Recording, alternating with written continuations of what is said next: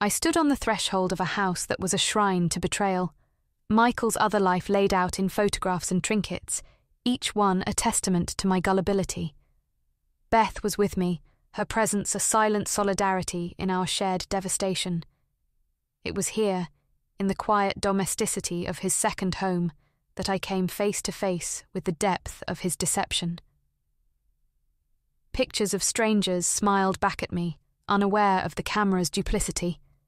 Letters in his handwriting declared love to faces I'd never seen. In this chapter, I recount the chilling exploration of Michael's double life and the moment I decided to reclaim my narrative. It's a tale of awakening, of indignation turning into action as I prepare to tear down the facade and expose the truth for all to see. Chapter 4. Bigamy Bomb More, my shocking find in his second home. The world has a peculiar way of moving on, indifferent to the little earthquakes shattering individual lives. I found myself in the middle of such an uncaring calm the morning after I'd hung up on Michael. My heart was still beating to the rhythm of confrontation and new-found alliances. Yet outside my window, life went on, people rushing to work, birds chirping as if the day was just any other day. Beth had arranged for me to see Michael's other life.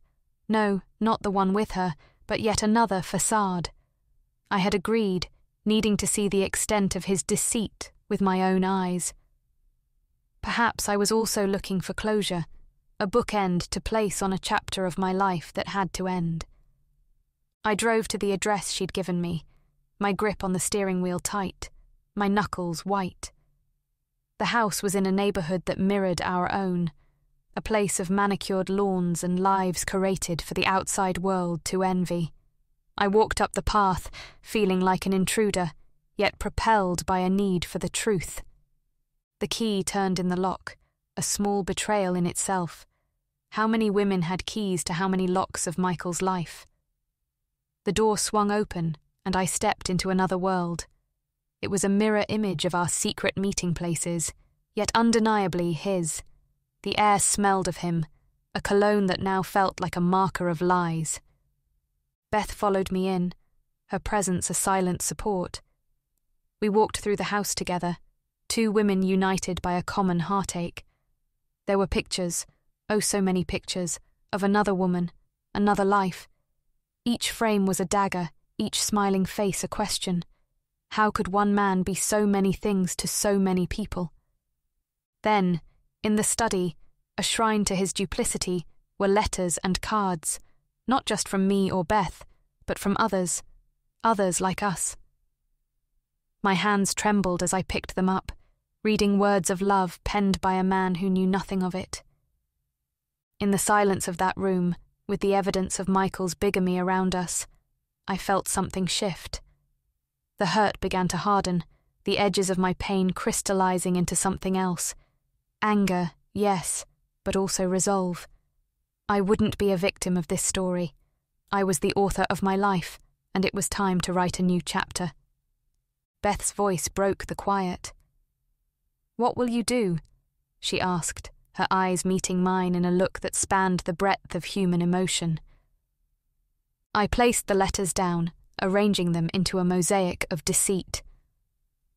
"I'll tell the truth," I said. "I'll tell everyone who needs to know. And then I'll start over." The decision felt like stepping out of a shadow. All this time, I had been living in the half-light of Michael's world, but now I was stepping into the sun. As I left that house, the heaviness in my chest began to lift. It was not joy I felt. No, that was still a far-off promise. But it was the lightness of shedding an unwanted skin. I was no longer the other woman. I was just Anna, hurt, yes, betrayed, undoubtedly, but also free. The drive back was a blur, the road a ribbon unwinding beneath the relentless wheels, taking me away from Michael's house of cards. I had no destination, only a direction, forward. And somewhere along that drive, the sun dipped below the horizon, and the first stars began to prick the evening sky.